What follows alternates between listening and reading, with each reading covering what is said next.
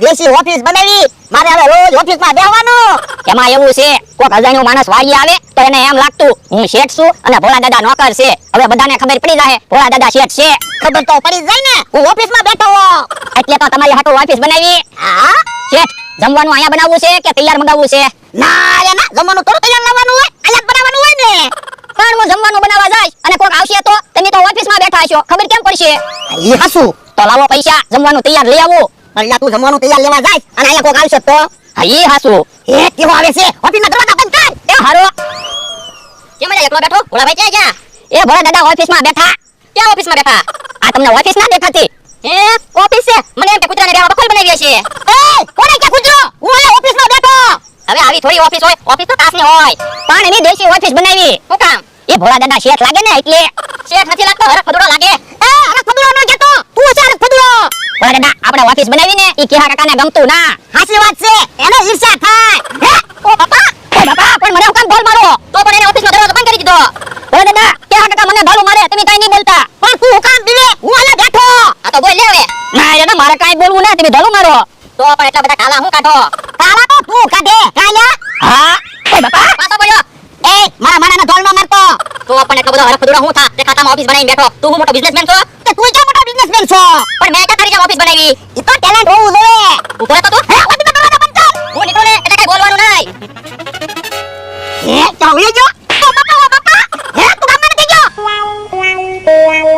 હે આ સારું છું ક્યાં ઉઈ ગયો? ઓ બાપા. હે કોઈ જાણે નહીં આતો. આ તો એટલો બધો પાવર ન કરતો, નકર ઢીબી નાખીશ. ભોળા દાદા કેહા કાકા વયા ગયા. સાસુ કે?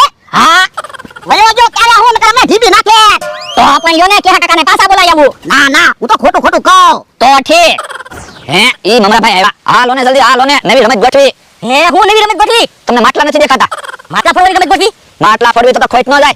તો હું નવી રમત છે? એ માટલામાં ઇનામ છે, એક માટલામાં પૈસાનું બંડલ છે, એક માટલામાં પેન છે, એક માટલામાં બસની ટિકિટ છે, એક માટલામાં મીઠાઈ છે અને એક માટલામાં ટી-શર્ટ છે. 200 રૂપિયા ટિકિટ રાખવાની, જેને ઇનામ લાગે એ આપવાનું. હે તો કોકને પૈસાનું બંડલ નીકળશે તો? તો પૈસાનું બંડલ આપવાનું. જો બોલો તો આપણે ખોટ ન જાય. એ કારક ખોટ આવી પડે. હા ઈ હાસુ. અને કોકને ઇનામમાં પેન લાગી હોય તો પેન કેટલાની આવે? 10 રૂપિયાની. આ તો ફાયદો ન થાય. હા ઈ હાસુ. તો આ પછી હે ઈ આમ ત્યાં કાકા આવે. પણ એના પૈસા હશે? પૂછી તો જોવી. એ હારું. હે આયા કે માટલા ગોઠવા? એ માટલા નથી ગોઠવા, રમત છે. શું રમત છે? 200 રૂપિયા આપો અને નસીબ અજમાવો. એટલે એ બધા માટલામાં જુદી જુદી વસ્તુ છે. એક માટલામાં પેન છે, એક માટલામાં પૈસાનું બંડલ છે, એક માટલામાં મીઠાઈ છે, એક માટલામાં બસની ટિકિટ છે અને એક માટલામાં ટી-શર્ટ છે. તમારા ભાગમાં જે વસ્તુ છે એ આવશે. ના મારી પાસે તો 200 રૂપિયા જ છે. પણ 200 રૂપિયા આપો, તમારે પૈસાનું બંડલ નીકળશે તો તમે પૈસાવાળા બની જાઓ. હા ઈ હાસુ. અરે 200 રૂપિયા. તો બોલો કયું માટલું જોઈએ તમારે? બીજું. ઉપરથી બીજું કે નીચેથી બીજું? ઉપરથી બીજું. જો કે કાકા તમારી હાથે લઈ લો જે હોય. પેન લાગી. જો બોલો ક્યાં કાકાને ઇનામમાં પેન લાગી. આથી નો આવ્યો તો સારું હતું, 200 રૂપિયા ગયા. પણ તમારે પેન તો આવી ગઈ ને? પેન શું કામ લાગે? એ તમારે લખવા કામ લાગશે. આત્મકથા લખજો. આત્મકથામાં મારે શું લખવું? તમે મને રોજ ચટણી લખો. તો પણ આપો ને બીજા 200 રૂપિયા. આમાં નક્કી નહીં, પૈસાનું બંડલ આવી જાય. હવે 200 રૂપિયા હોવા જોઈએ ને. તો વયા વાડીએ બીજું હું? જો બોલો ઓલો રખપુદરો ખાટલામાં ઓફિસ બનાવીને બેઠો અને તમે રમત ગોઠવો. હે ખાટલામાં પણ ઓફિસ બનાવી? મળે. જો બોલો ભોળા દાદાએ ઓફિસ બનાવી તો એ રમત રમવા નહીં આવે. તો લ્યો ને ભોળા દાદાને હું બોલાવું અને ઓફિસ જોતાવું. એ હારું. ભોળા દાદા રમત રમવા આવે તો હારું. એલા સા બની કે નહીં? મારે ઓફિસમાં ટાઈમ ટુ ટાઈમ સા હોય છે. તો પણ શેઠ 15 મિનિટ વહેલા સા બનાવવાનું કહેતા હોય તો હું ટાઈમે સા તો બનાવી શકું. એ હારું. યા સા પીવો. હે મમરાભાઈ આવે છે, ઓફિસના દરવાજા બંધ કરી દઉં. એલા ભોળા ક્યાં ગયા? એ ઓફિસમાં બેઠા. હે આ ઓફિસ છે? હા ભોળા દાદા ઓફિસના દરવાજા ખોલો. કેમ કઈ ખાસ કામ છે? હા. એ શું કામ છે? તમારે રમત રમવાનું છે? ના મારે કાઈ રમત રમવાનું ના, મારે ઓફિસમાં બેહવાનું છે. પણ હું શું કહું, તમે રમત રમવા આવો, પૈસાના બંડલ આવશે ને તો તમારે હાસુ ઓફિસ બની જાય. હે ભોળા દાદા ઈ વાત મમરાભાઈ ની હાચી હો. હે હું રમત છે ઈ તો કયો. તમારે ખાલી માટલા ઓળખવાના છે, માટલામાં જે નીકળે ઈ તમારું. હે દો રમત રમવા આવીએ. ઓ બાપા. પણ તમને ખબર તો છે તમે ઓફિસમાં બેઠા તો જોઈને ઊભા થતા હોય તો? પણ યા ભૂલાઈ ગયો. હાલો વાતો નથી કરવી, રમત રમવા વ્યા જવી. એ હારું હાલો. હે મમરાભાઈ તો ભોળા દાદાને એને લઈને આવ્યા. એ હું રમત છે? તમને કીધું તો છે માટલા ઓળખવાના છે. એટલે એ માટલામાં ઇનામ છે, 200 રૂપિયા આપો ને ઇનામ જીતો. પણ હું ઇનામ છે ઈ તો કયો. જો એક માટલામાં બસની ટિકિટ છે, એક માટલામાં પેન છે, એક માટલામાં મીઠાઈ છે, એક માટલામાં ટી-શર્ટ છે અને એક માટલામાં પૈસાનું બંડલ છે. હે પેલો 200 રૂપિયા. બોલો તમારે કયું માટલું જોવે છે? એક કિલો માટલો. લઈ લો.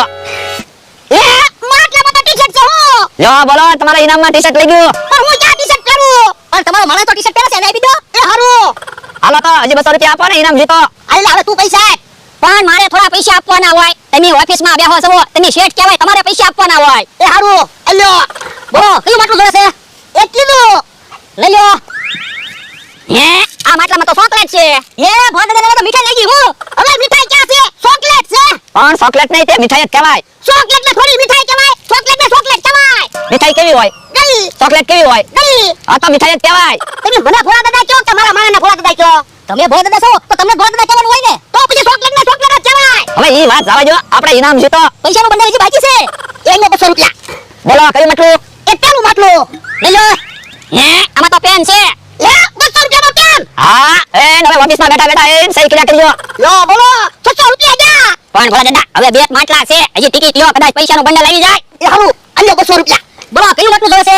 એ પેલું માટલું. લઈ લો. હે આમાં તો બસની ટિકિટ છે.